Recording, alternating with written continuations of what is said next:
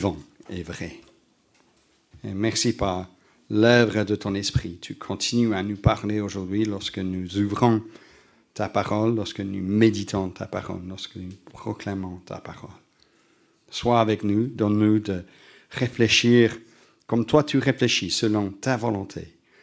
Et donne-nous donc de comprendre davantage ton amour pour nous et à quel point cela transforme notre compréhension de qui nous sommes et ce que nous faisons. Que tu sois glorifié, nous te prions, Seigneur. Amen. Amen. Alors, Malachie, chapitre 1, et nous allons lire les 5 premiers versets. Sentence, parole du Seigneur à Israël par l'intermédiaire de Malachie. Je vous aime, dit le Seigneur, mais vous dites, en quoi nous aimes-tu? Ésaü n'est-il pas frère de Jacob? Déclaration du Seigneur. Cependant, j'ai aimé Jacob et j'ai détesté Ésaü. J'ai fait de ces montagnes un lieu dévasté. J'ai livré son patrimoine aux chacals du désert. Si Édom dit, nous avons été détruits, mais nous rebâtirons les ruines, ainsi parle le Seigneur des armées. Qu'ils bâtissent, je raserai. On les appellera territoire de la méchanceté, peuple contre lequel le Seigneur est furieux pour toujours. Vos yeux le verront et vous direz vous-même, le Seigneur est grand au-dessus du territoire d'Israël. Au verset 2, je vous aime. 3 mots, bien entendu, qui évoquent encore aujourd'hui beaucoup d'émotions, beaucoup d'anticipation peut-être pour d'autres, ou beaucoup d'assurance pour d'autres. Ces mots parlent, bien entendu, d'une intimité, des sentiments pour quelqu'un qui provoque normalement un engagement envers cette personne. Nous avons dans notre Église 3 mariages qui approchent pour des personnes de cette Église. C'est le fruit de cet amour. Mais c'est parfois pas facile de dire que je vous aime. Si je me souviens bien, je suis allé sur YouTube hier pour vérifier ceci. Le prince Charles, maintenant le roi Charles III, pour les Britanniques, hein, ne vous inquiétez pas, ce n'est pas pour nous les Belges.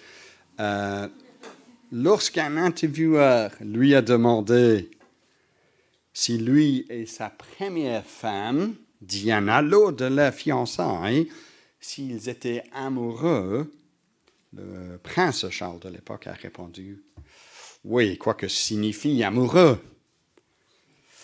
Depuis là, c'était très mal vu quand il a dit ça à cette époque. Depuis là, il a appris à parler plus ouvertement de ses sentiments. Peut-être vous l'avez remarqué si vous avez entendu son premier discours en tant que roi. Il parlait de sa chère épouse Camilla et de son amour d'ailleurs pour son fils Harry. C'était touchant. Mais c'est vrai que parfois, on peut, à juste titre, poser la question « Qu'est-ce que je vous aime » signifie? Force est de constater que plus d'un mariage sur 2 ici en Belgique aujourd'hui termine par le divorce. Le divorce est connu, même au sein de notre assemblée, chers amis. Est-ce aussi évident que ça, l'amour que nous proclamons avoir? Ça nous mène directement donc à Malachie. Malachie, c'est le nom d'un prophète. Son nom signifie « mon messager », le messager donc du Seigneur. À qui est-ce que Malachie annonce donc son message? Verset 1, il parle de la sentence ou le verdict ou l'oracle donc que le Seigneur donne à son peuple. C'est à Israël, nous dit le verset 1. Israël, le peuple de Dieu. Mais c'est à Israël lors d'une période assez tiède, si nous pouvons le dire comme ça, pour le peuple de Dieu. Quand la gloire du passé d'Israël et un souvenir lointain. Là où le royaume d'Israël, sous les règnes peut-être de David, de Salomon, était resplendissant avec Jérusalem, visité même par la reine de Sheba. Toute cette époque est loin derrière elle. Depuis tout cela, il y a eu l'exil du peuple de Dieu à Babylone.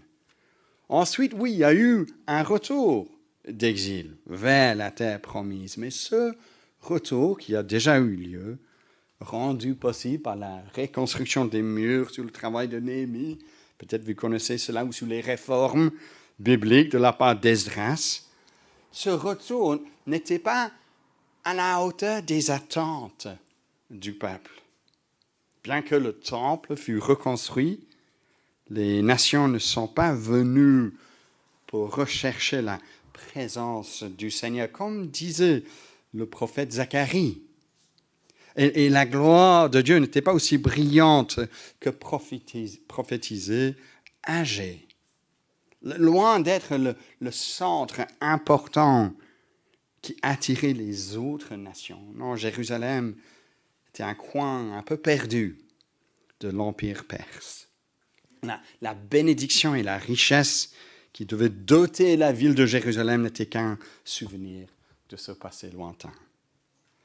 Et au-dessous de tout, au lieu d'avoir un retour sincère au Seigneur, à sa parole, pour la plupart, le peuple n'avait rien qu'un dévouement mitigé, sans conviction. À plusieurs reprises, lorsque nous lisons la suite, on va maintenant passer plusieurs semaines à étudier ensemble Malachie, et nous allons voir la corruption qu'il y avait au sein de ce peuple, l'avarice, l'exploitation des démunis, l'infidélité. Le leadership était aussi partagé dans ses responsabilités. Les prêtres eux-mêmes semblaient ne plus croire que leur Dieu valait la peine d'adorer à 100%. Donc il y a un certain cynisme parmi le peuple de Dieu à l'époque où Malachie écrit, une certaine même fatigue, je dirais, par rapport aux exigences de Dieu dans sa parole envers son peuple. Bien que formellement ce peuple s'appelait encore croyant, israélite, le cœur de ce peuple s'est détourné de Dieu pour chercher le bonheur ailleurs. Si vous voulez, leur attitude, c'était un peu comme s'ils disaient, si vous ne pouvez pas les battre, rejoignez-les. Si l'Éternel ne nous a pas rendus plus grands que les autres nations, autant vivre alors comme elles et se fier aussi à leur Dieu, aussi bien que le nôtre. Ce n'était pas le cas pour tous ceux en Israël. Le chapitre 3, plus tard, à la fin du livre, souligne que certains parmi ce peuple continuaient à craindre Dieu. Mais Malachie donne son oracle, sa proclamation, à un moment assez bas dans l'histoire du peuple de Dieu. Le peuple doutait de la puissance de Dieu, et oui, donc par conséquent aussi l'amour de Dieu. À un point que même lorsque Dieu déclare au verset 2 « Je vous aime », un tel amour est tout de suite contesté. Vous voyez cela. Que dit Israël envers le Seigneur? Mais vous dites, en quoi nous aimes-tu?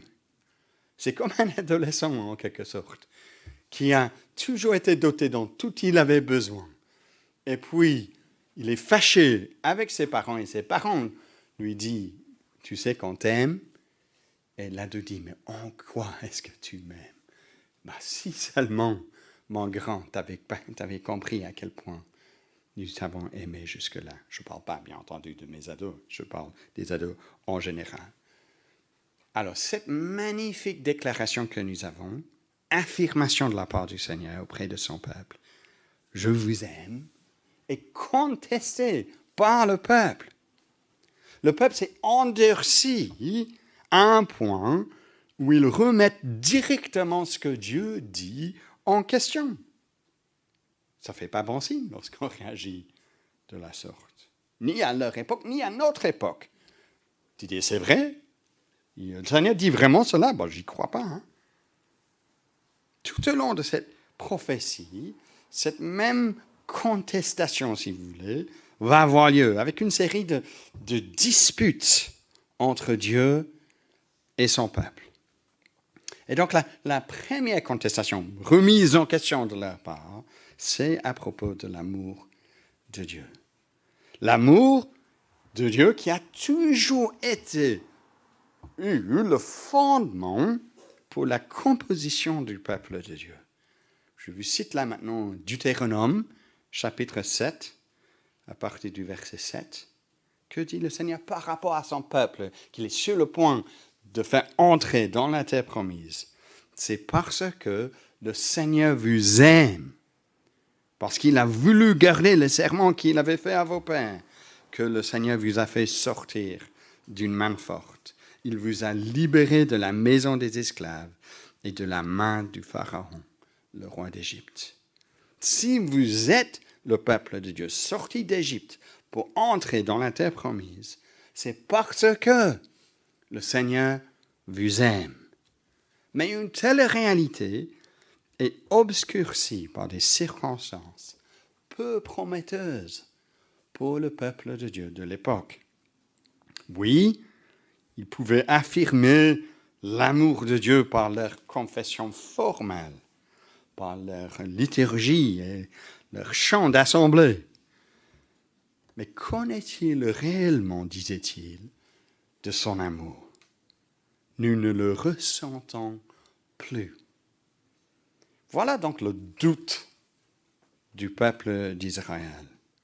Et donc la question se pose, avant d'aller plus loin, qu'en est-il de son peuple aujourd'hui?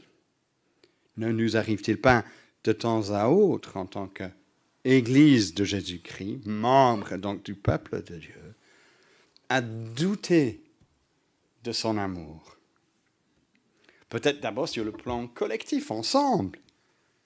Nous vivons à une époque où prendre au sérieux les vœux de servir Dieu, comme l'exprimait la reine Élisabeth il y a 70 ans, semble être un peu ridicule pour la plupart des gens. Surtout si ce Dieu donne des exigences à suivre.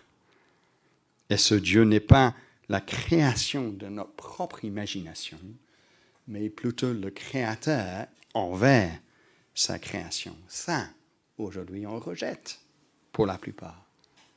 Au lieu de susciter le respect et l'admiration de la société, suivant le fait de s'afficher chrétien aujourd'hui, de prendre la parole de Dieu au sérieux aujourd'hui, à Bruxelles, suscite de l'opposition, du ridicule, de la moquerie par la plupart de nos concitoyens. Notre société n'a aucun scrupule à prendre le nom de Dieu en vain. Pourquoi? Car ils ignorent totalement que ce nom est grand.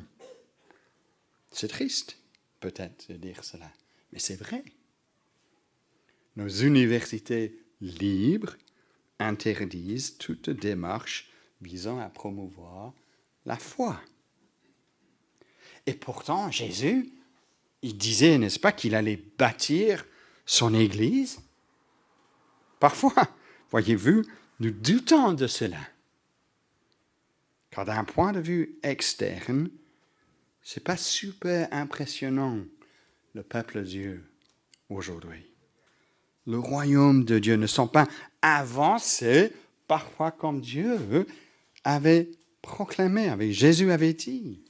Nous voici, après tout, dans le réfectoire d'une école, avec du mal à trouver un bâtiment. C'était ça, sa promesse, pour son règne, pour son Église. Nous avons trop d'églises, ici en Belgique, dans notre association d'églises d'ailleurs, qui ne tournent pas bien, qui cherchent des pasteurs. Mais il y a une pénurie de pasteurs dans nos églises. En partie parce que les églises elles-mêmes ne sont plus en mesure d'encourager les jeunes à devenir pasteurs. On n'estime même pas que c'est important d'avoir des pasteurs. Donc voilà, sur le plan collectif, en tant qu'Église, peut-être nous aussi, nous pouvons douter de l'amour de Dieu.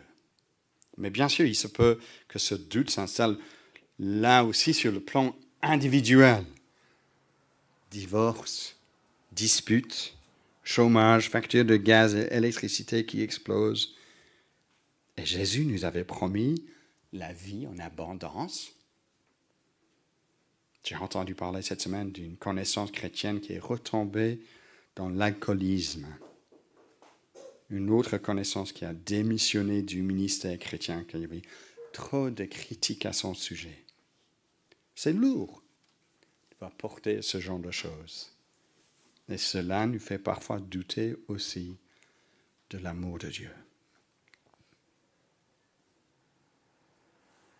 Verset 2, vous vous dites, en quoi nous aimes-tu?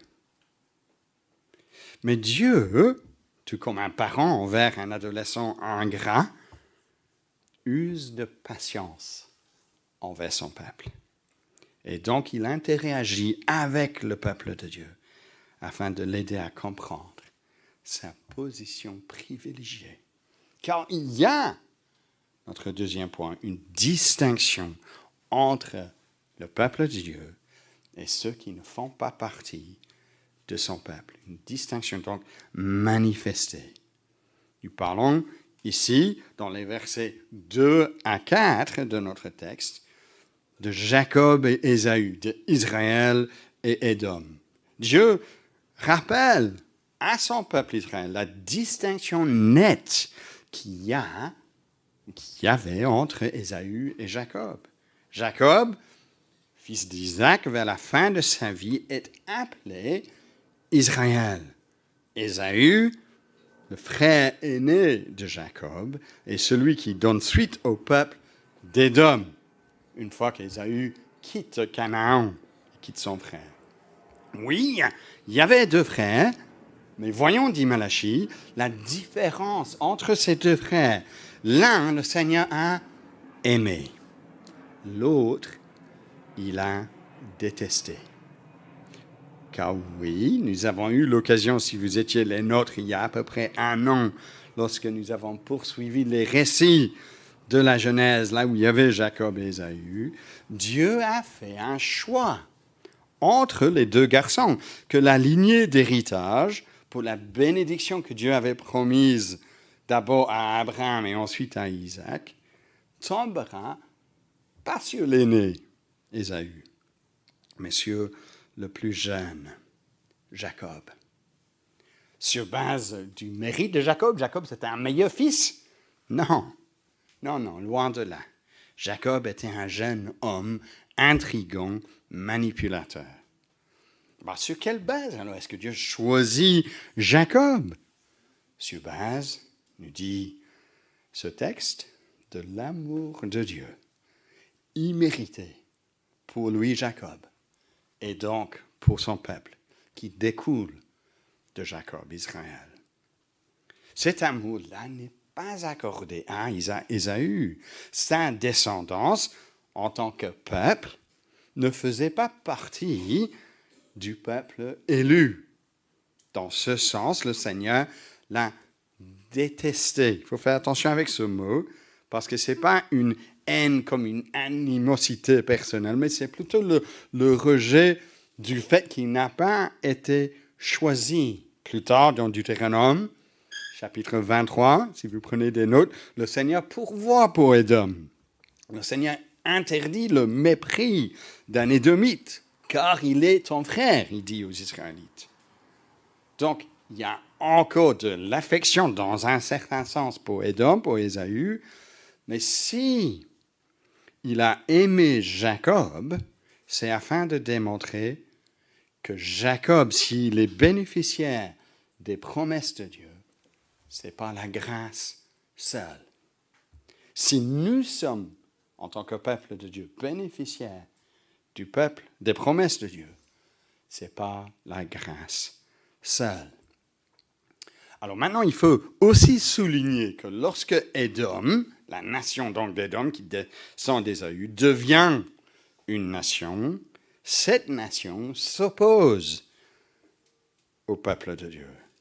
Ils essayent d'empêcher Israël de posséder le pays que Dieu leur a donné. Lors de l'exil, d'ailleurs, le prophète Abdias nous le dit, les Édomites ont aidé les Babyloniens à attraper des Israélites qui fouillaient Jérusalem. Les Édomites, donc, pour les Israélites, sont devenus des ennemis du peuple de Dieu. Et Dieu promet, vous voyez ici par conséquent, la destruction. Verset 2, « J'ai fait de ces montagnes un lieu dévasté. J'ai livré son patrimoine aux chacals du désert. » Cela s'est produit peu après ces oracles, d'après la compréhension de la plupart des commentateurs. Et verset 4, même s'il y a cette discrétion, si Édom dit « Nous avons été détruits, mais nous rebâtirons les ruines, ainsi par le Seigneur des armées, qu'ils bâtissent, je raserai.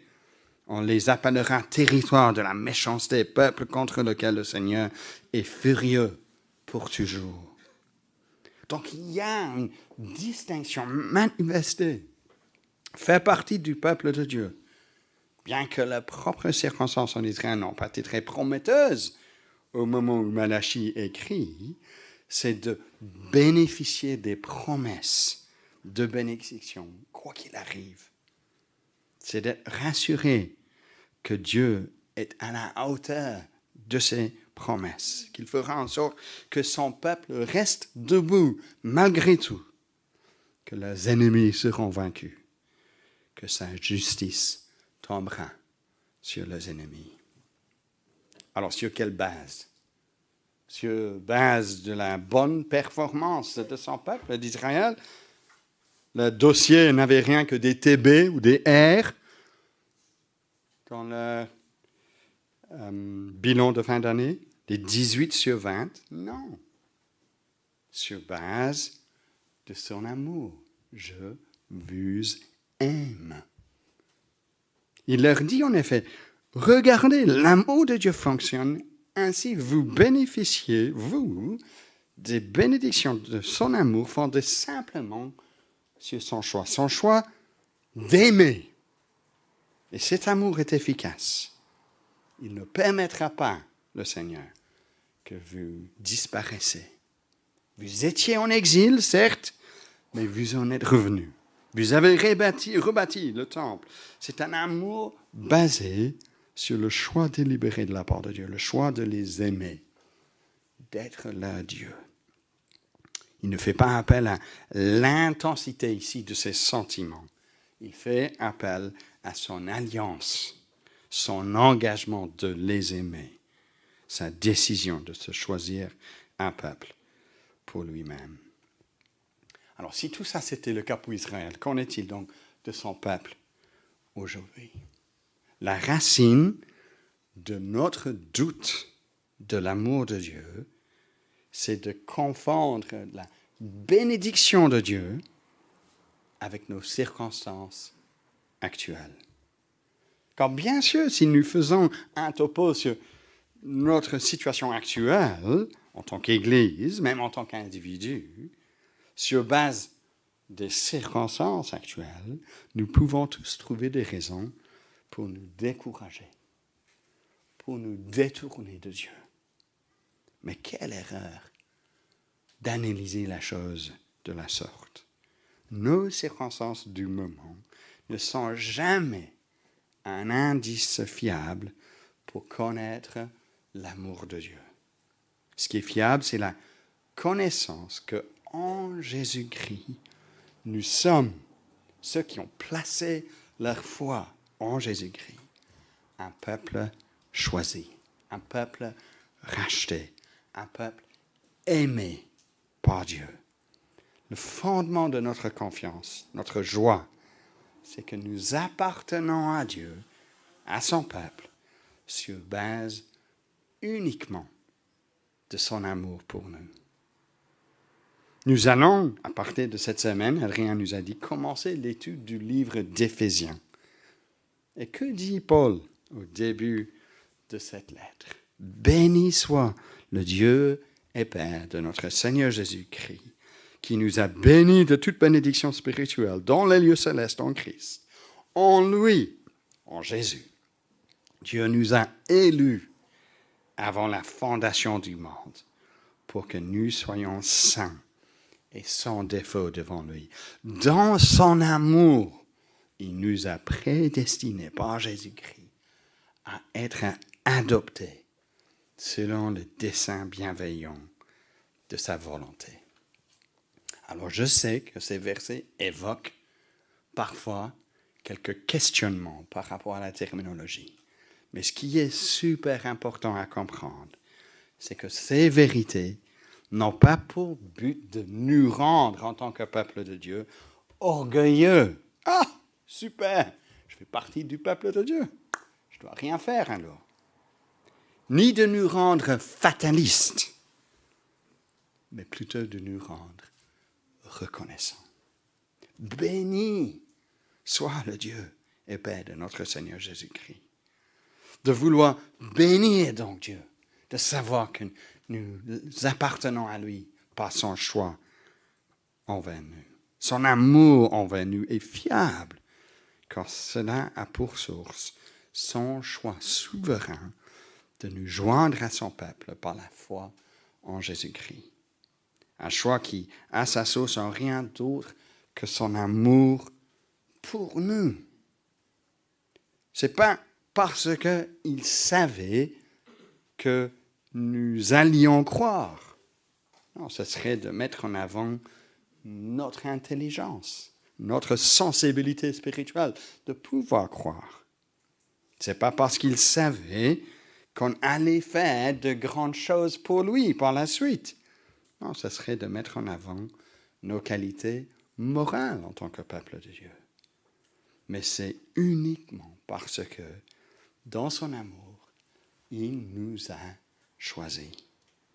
La doctrine, si vous voulez, de l'élection divine est une doctrine précieuse, chers amis, car cela me rassure que l'amour de Dieu envers moi est fiable, sécurisé.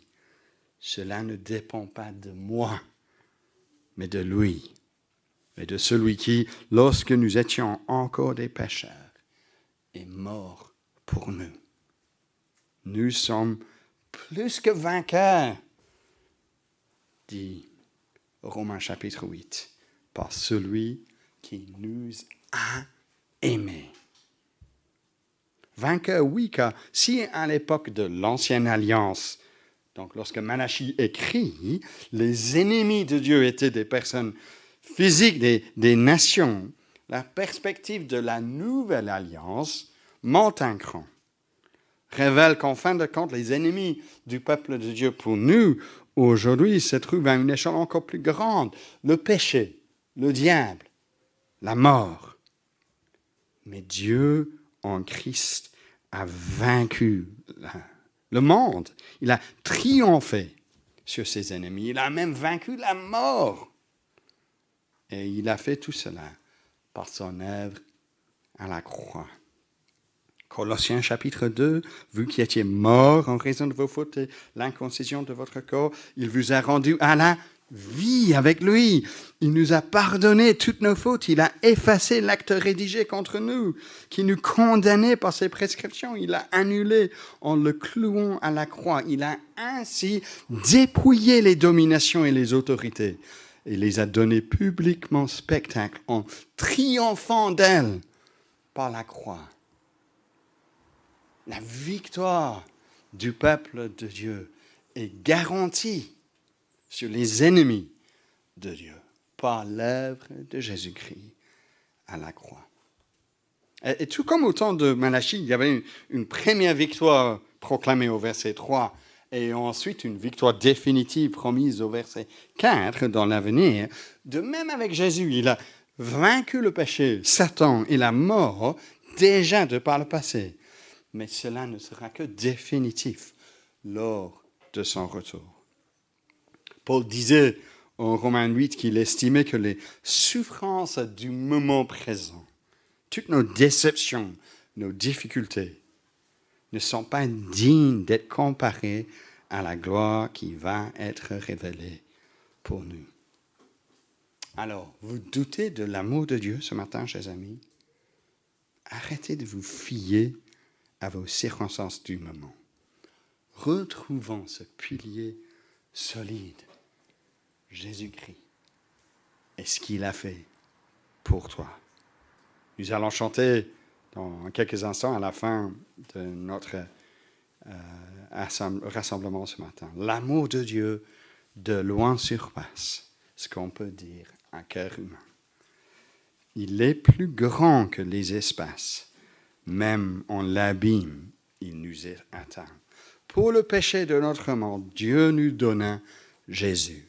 Il nous pardonne. Aux paix profondes, il sauve les perdus. Et c'est cette victoire, avant de terminer, qui nous pousse à voir, qui pousse Malachie à proclamer, troisième chose, une célébration anticipée. Voici ce que Israël dira par rapport au Seigneur selon le verset 5. Vos yeux le verront et vous direz vous-même, le Seigneur est grand au-dessus du territoire d'Israël. Au lieu donc de douter de l'amour de Dieu, le peuple proclamera dans l'avenir, célébrera la grandeur de Dieu. Jusque-là, ils sont glissés vers une vision de Dieu qui mettait Dieu sur le même pied d'égalité que nous les hommes ou que les autres dieux, peu fiables, peu présents, peu concernés par le peuple d'Israël. Mais leur dit Malachie, le jour viendra où ils le verront, le Seigneur, pour qui il est vraiment. Alors, l'une des anecdotes par rapport à la reine Élisabeth que j'aimais beaucoup, venait pas là maintenant, lors de son décès, mais plutôt cet été lors des célébrations du jubilé de la reine pour ses 70 ans sur le trône. Et l'un de ses anciens gardes du corps, un certain Richard, on va l'appeler, Richard Griffin, a donné une interview à la télé. Et il racontait ce qui s'est passé en Écosse avec la reine. Parce que souvent, lorsque le couple royal se rendait à Balmoral, là où la reine d'ailleurs est décédée, elle partait pique-niquer rien qu'avec l'un de son garde-corps sur les vastes terres du domaine de Balmoral. Ensuite, après avoir pique-niqué, ils baladaient souvent à deux, elle et de temps en temps, donc, ce Richard qui a raconté cette histoire. Et en général, il n'y avait personne qui passait par là. Mais un jour, ils ont vu 2 randonneurs américains s'avancer vers eux. Gardant son calme, la reine leur demande d'où ils venaient, où ils allaient, etc. Et ceux-ci lui racontent ce qu'ils ont déjà visité, ce qu'ils allaient visiter par après. Ils n'avaient évidemment pas reconnu la reine. « Et vous, demande-t-il à Sa Majesté, où habitez-vous ?»« Oh, moi j'habite à Londres. Mais j'ai une maison de vacances juste au-delà de ces collines. »« Et vous venez ici souvent ?» lui demande-t-il. « Oh, depuis que je suis gamine, répond-elle. Ça fait à peu près 80 ans. »« Alors vous avez sûrement rencontré la reine. » Alors, pas du tout démontée, celle-ci leur répond. « Ah, moi, je ne l'ai pas rencontrée, mais Richard ici, il la voit régulièrement. » Enthousiastes, les touristes se tournent vers Richard et lui demandent « Alors, comment est-elle, la reine? Racontez !» Et Richard, parce qu'il connaissait bien la reine, n'hésitait pas à répondre. « Elle peut être vraiment grincheuse parfois, mais en général, elle a un très bon sens de l'humour. » Et voilà qu'il pose les bras autour des épaules de Richard et se tournant vers la reine, lui passe leur appareil de photo afin qu'elle fasse une photo des trois. Aucune hésitation de la part de la reine, elle s'exécute et prend la photo. Richard fait exprès également pour prendre une photo d'eux avec la reine. Ensuite, ils sont repartis, ignorant toujours l'identité de la reine. Et elle dit à Richard qu'est-ce que j'aimerais bien être une mouche sur le mur de la pièce où ils vont montrer ces photos en Amérique. Avec un peu de chance, quelqu'un leur dira qui je suis un jour. Alors oui, c'est une chouette histoire. Mais si on raconte cette histoire, ce n'est pas maintenant pour qu'on se focalise sur la reine. Mais c'est parce que ce même sentiment d'émerveillement anticipé, de célébration anticipée, qui est en vue au verset 5 pour le peuple de Dieu, qui jusque-là ignore, sous-estime la grandeur de leur Dieu. Vos yeux, verset 5, le verront. Et vous direz vous-même, le Seigneur est grand au-dessus du territoire d'Israël. Oui, ce Dieu n'est pas juste un Dieu régional, mais c'est le Dieu de toute la terre qui règne. Et donc pour nous, le peuple de Dieu, aujourd'hui, en Jésus-Christ, l'Église de Jésus-Christ, est-ce possible que nous sous-estimons la grandeur de notre Dieu?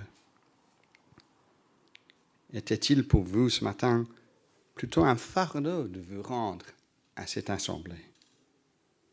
Chers amis, j'aimerais vous dire que vous ignorez la grandeur de Dieu, le privilège de lui appartenir, de le connaître, d'être adopté, imaginez-vous, dans sa famille, par amour, par simple amour. Il n'y a rien de plus grand. Cela, chers amis, donne le désir de participer au peuple de Dieu, de bénir notre Dieu, de célébrer notre Dieu. Est-ce que toi, tu doutes de l'amour de Dieu? Est-ce que tu sais qu'en Jésus-Christ, tu fais partie d'un peuple choisi par grâce? Vous faites partie de ce peuple. Ce jour-là, ce ne serait pas le cas que certaines personnes doutent de l'amour de Dieu. Qu'un jour, tout genou fléchira au nom de Jésus. C'est ce Jésus-là qu'aujourd'hui la reine Élisabeth fléchit le genou devant son roi qu'elle avait confessé pendant sa vie. Oui, au nom de Jésus, dans les cieux, sur la terre, tout genou fléchira, toute langue confessera que Jésus-Christ est Seigneur, à la gloire de Dieu, le Père. Alors, je sais que nous avons déjà chanté « À toi la gloire, à Dieu soit la gloire ». Et j'étais surpris, parce que je ne sais pas pourquoi, on a enlevé le troisième strophe, mais ce n'est pas grave, je vais vous lire le troisième strophe de « À Dieu soit la gloire ». Céleste patrie, mon cœur pense à toi. Là, mon âme unie à Jésus, son roi. Bénira sans cesse le grand Dieu sauveur, qui dans sa tendresse sauve le pécheur. Gloire à Dieu, gloire à Dieu. Terre, écoute sa voix, gloire à Dieu, gloire à Dieu. Monde, réjouis-toi, ô venez au Père.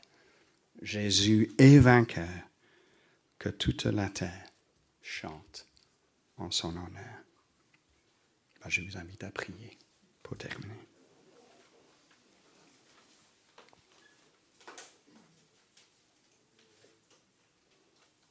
Quel privilège, Seigneur, de savoir que nous sommes choisis en Jésus-Christ. Cela uniquement de par ton amour. Pardonne-nous de douter de ton amour. Pardonne-nous d'ignorer la grandeur de ce que c'est de t'appartenir, de te connaître, de faire partie de ton peuple. Quel privilège nous avons, Seigneur, d'être bénéficiaires de ces promesses. Et nous voulons être ceux donc qui célèbrent la gloire de ta grâce que tu nous as accordée en ton bien-aimé Jésus-Christ. Donne à nous en tant qu'Église cette année-ci de célébrer ta gloire, la gloire de ta grâce. Donne-nous d'en être conscients et de prendre de la joie à travailler ensemble pour que ton nom soit glorifié. Parce que nous disons avec Israël que le Seigneur est grand au-dessus du territoire d'Israël. Au nom de Jésus, nous te prions. Amen.